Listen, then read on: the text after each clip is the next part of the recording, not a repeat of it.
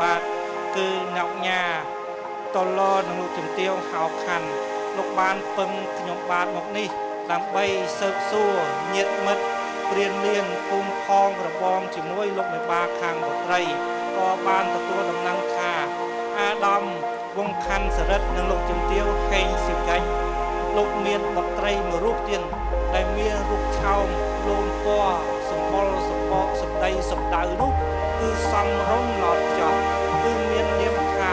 វងសុហុយតើបត្រីអស់លោកមេបាខាងបត្រីមានអ្នកណាមកខខិតខខៅរៀបម្សៅដៅ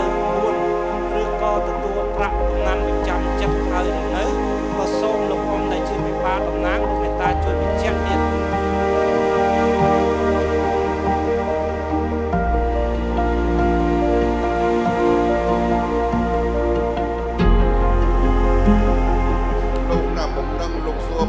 ថាអូបត្រីមេបាខាងខ្ញុំបានក្រៃលោកមានប្រាក់កំណាន់កំកាន់ចិត្តឬក៏យ៉ាងណាខ្ញុំបានសូមឆ្លើយថានៅទេបាទសូមទៀតជ្រាប